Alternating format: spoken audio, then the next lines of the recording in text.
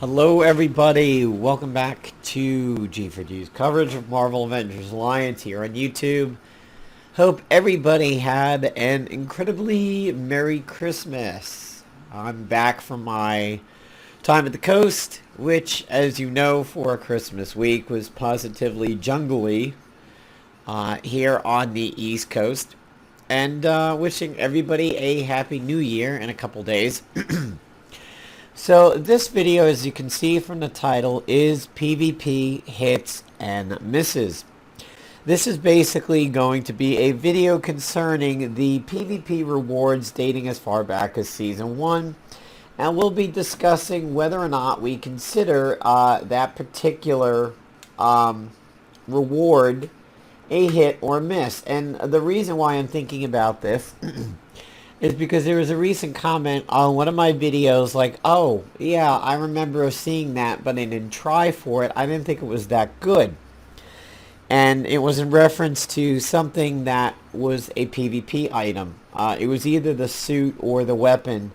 And the person was like, yeah, I didn't really go for it. And that made me think, what is their track records on hits and misses? So I basically wanted to go ahead and do a video concerning the hits, misses, and neutrals of all the PvP items that have been released all the way back to Season 1. So starting with Season 1, we have the Focal Plasma Cannon. This one I would consider a miss. This was okay. Not really that useful. It does do a follow-up attack and has a kind of unibeam-ish point to it, but it's not really that strong. And it never really made any splash anywhere, so I'm going to chalk that one up to a miss. Then we have the NIN, or the Nanite Inductive Nail Gun, and this one is a hit and does stand the test of time. It's really big. It was really big back then and is still used with certain groups today. It can be used successfully to create a shield or potentially a shield and remove debuffs with an Invisible Woman air pressure group. So this one I would consider a hit. By the way, as we go through the video, if something had a good run for a little while and has just faded into obscurity, I'm still going to classify it as a hit. If it was a miss at the time and then has surfaced into being very good, it's going to get classified as a hit. So far, we are 1 for 1. Now we have the Scroll of Baloney, or the Scroll of Angelob. Obviously one of the biggest hits of all time when it comes to PvP rewards. This item is used successfully back then, and it is today, and is probably even more so needed with the fact that Hafe is no longer able to provide us with immunity. You're probably going to need all the cleanses you can, and you could do that off of the Weather Control Device, the Light Fantastic, and the Scroll of Angelob. If you are not facing a Pesty or a Scroll of Runemeroth, you can actually clean yourself in a complete cycle. The Army of One was pretty popular at the time. It is one of the best splash weapon damagers out there. This, along with the rocket pistol and the Vajra, are capable of doing splash. This one splashes burning, but it also does weaken and exposed, which are pressure point debuffs, which are good for Paragon exploitation. This is definitely a hit. The Chakra Strike. I have to excuse me, my voice is a little sore from screaming bloody murder at this shitty PvP season. So the Paragon Exploiter exploits things that the Army of One puts out, and it also does its own. It does the Paragon exploitation on the follow-up only. The Chakra Strike was pretty popular, and it definitely saw its time in the sun, although it's not exactly that used now, but if you are building a pressure point team, you could certainly use it.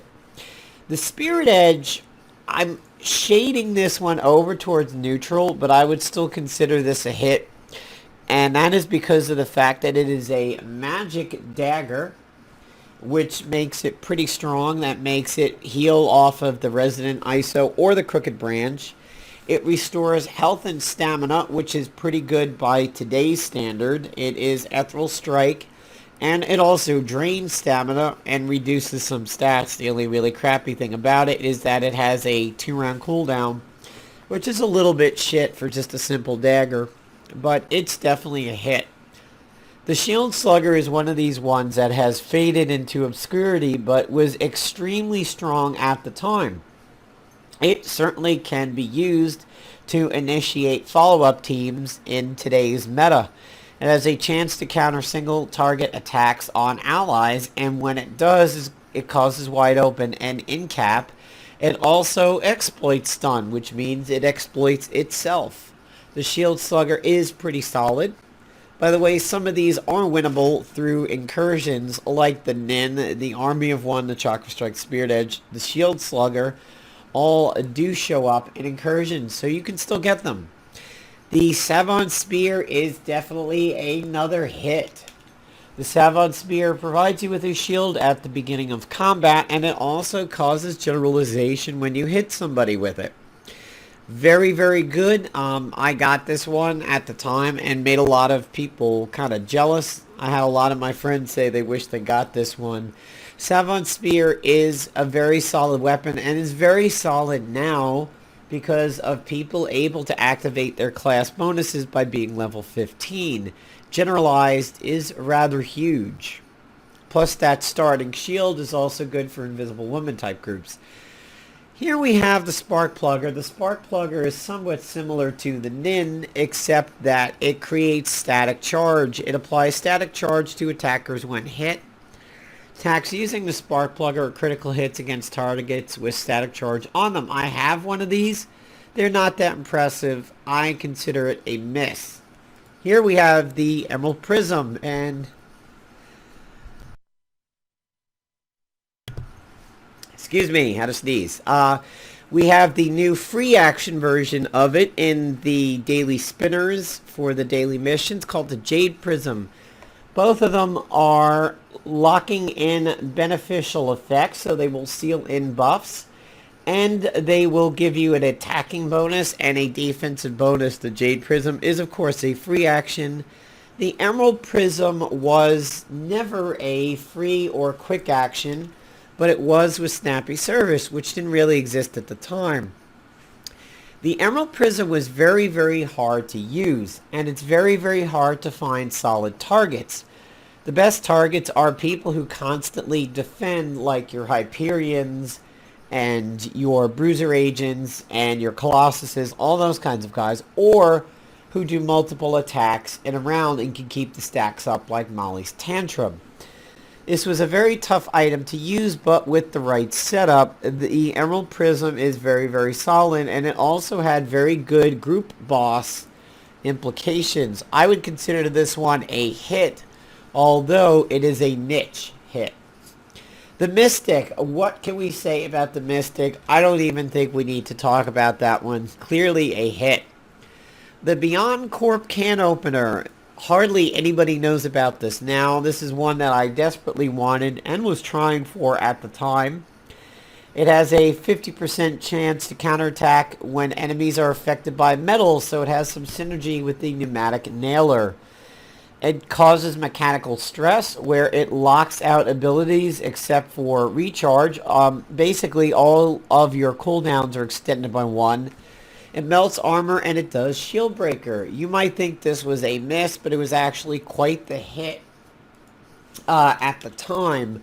This showed up very heavily in the PvP season after it dropped. The Voodoo Staff. I'm going to call this one a miss. The only thing that this really does is reduce the damage of incoming AoE. The Grim Mace and the Overloader, 2 misses in a row. So what started off with a run of hits, and we were 7-1 or 7-1-1 for hits, misses, and neutrals. We are now down to 7-5. Voodoo Staff, Grim Mace, Overloader, 3 misses in a row. Excuse me. It was so warm out when I went to bed, I left the window open, and I woke up, and it was pretty cold. So, slightly under the weather. The Grim Mace is definitely a miss. It's not made any impact whatsoever. The Brute looks like this, but this just has deadly crits and true strikes. Not very good. The satellite support ends the little drought over here, and we bring it back to a hit. The satellite support says attacks against this character cannot be stealthy, and then it prepares the Wild Blue Yonder, which comes in with a massive exploitation hit at the end of 3 rounds, and this is all the things that it exploits. It's a boom buster, and it does attrition, paragon, and opportunity. Then we have the Rune of Resolve. We are back to a miss. The Rune of Resolve basically saw very, very little PvP action. Not really that useful. It is good in the fact that you cannot be stunned, but it also does this thing of preventing applications of radiation exposure. But, I mean, it's just not that big of a deal. I believe this came from the Karnak season. It does do covered, which is pretty solid. But it really just, nobody's using it. The T-Bolt Glove, again, brings it back around to a hit for the rewards. The T-Bolt Glove, of course, as we all know, causes a Red Hulk-ish drain, and it protects allies from melee attack. This was the bane of several PvP seasons afterwards. We all know the T-Bolt Glove is definitely a hit, and we do know that the Hugins Eye is a hit. So we're now sitting at 10, 6, and 1. So far, we're still winning the majority, despite a bad little drought here for a few seasons. Then we come to the Magnetic Pulse Cannon and the Little Boomer. I'm going to go ahead and declare these 2 misses. The Little Boomer absolutely gets no play whatsoever. It is a kicks like a mule, which is just really, really bad for agents, unless it is the Shepherd's Staff. It does do critical hits against magnetized people. It is guaranteed hit against static charge, and it deals extra damage against crackle, ozone, and static charge. Very, very hard to set up. It has a very long cooldown. I thought it had a starting cooldown, but apparently it doesn't. Just never even really hit that well, even when properly debuffed. The Magnetic Pulse Cannon is also kind of shit, and both of these are niche guns. Basically, this weapon cannot be fired unless people use electric attacks by you, or the person becomes affected by an electrical attack. I mean, sure, it's good for Beta Ray Bill and, Victor type team. Overall, not very good. The Black Roscoe, we're going to bring this back around to a hit. The Black Roscoe is very good to occupy a special functionality slot, and it's also pretty solid in the current meta. It bonks people who try to do counters and follow-ups, and it can do some pretty solid damage. The Carafist, I'm actually going to call this one a neutral. The reason why is, a lot of people slot this, not a lot of people use it. But the problem is that I don't think people are realizing just how strong this thing can be. It has no cooldown. It is on our melee. However, it stuns people that have combo set up on them. It's very easy to run this on an agent and run like Spitfire Quicksilver, who can maybe stealthily apply combo setup to people and then follow with the Carrot Fist to punch them out and knock them out. I think it's underrated. I think people have yet to utilize this to its fullest potential. But it's kind of a miss for most people. The Lunacy is definitely a hit, especially now.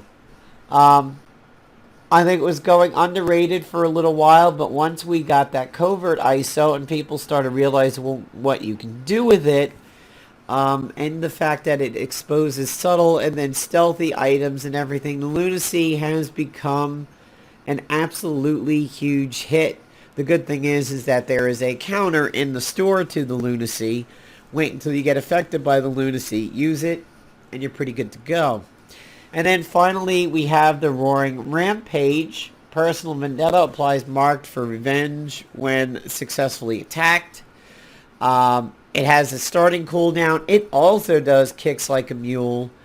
It does extra damage against the mark for revenge. I'm going to declare this one a miss. It's not really that good. Again, it's kicks like a mule. Really only that useful for Misty teams and everything like that. So it's not really that good. And then we'll go ahead and talk about the current PvP reward, the Dark Edge. And, I'm sorry, I clicked the wrong thing. I actually meant to hit reward. So the Dark Edge, customized follow-up attack, guaranteed hit, ignores defense, melee, slashing, and energy, defender of allies, the power inside, and the power of dark energy. I'm going to say this one's going to be a hit when it comes out. So all total, we are looking at 13 hits, 9 misses, and 2 mediums. So the track record is pretty solid. Of course, we also do have to touch lightly upon the suits. I mean, I think every suit certainly is worth it, as you may eventually find an application for it. Now we are getting the ISOs. I think the only real miss is the Blaster ISO. The Scrapper ISO was very solid and was the first of its kind, setting the standard. Of course, the Elite ISO is clearly a hit. The Covert ISO, which replaced the Broken Flight Suit, is obviously clearly a hit. And the Energizing Empowered ISO 8 might be a hit, shading towards neutral, but it's certainly very good for Tactician heroes. And if you don't have a Tactician Safeguard suit, you can certainly buy the double suit in the store and run snappy service and this ISO, and essentially you have emulated the Safeguard suit. Plus you also gain the benefit of getting stamina back whenever Tactician bonuses are applied. So really, they haven't missed with too many of the ISOs other than the Blaster one. I just don't think the Blaster one really is that good. Although being immune to Disoriented is maybe not too bad in this current meta. So there we go. That's my opinion on all the PvP rewards that we've had since the beginning. I thought there were going to be more hits, honestly. When I was responding to this person saying, you know, you should always try to go for something that is available to you just through work. Granted, it is stressful to get PvP rewards, you know, at all levels of PvP, but I think if they're going to hand something to you, you should definitely go for it, because you never know when it'll be available. That being said, I think the biggest misses to me are the Volt Gun and the Little Boomer. I think those are just absolute trash. I think the Carafist is underrated. It sits in neutral, but I think it could be very positive with the right team. And like the Spark Plugger and that Plasma Focal Cannon don't really amount to that much either. But, you know, 13 and 9, it's not horrible, but it's actually worse than I thought it would be. You know, I expected something more like a 20 and 5 or a 20 and 2, but when I actually looked into it, it really was a little bit worse than I thought. So let me know your opinions. Let me know if you disagree with any of the ones that I've listed here, or just have something to say about the suits. If you got a suit that you think is always trash or whatnot, go ahead and leave it in the comments below. Peace out and Happy New Year, everybody. Have a safe New Year. Be safe. Don't drink and drive. Don't kill people. And certainly don't kill that fat chick from the office just because it's New Year's and it's an office party. See ya.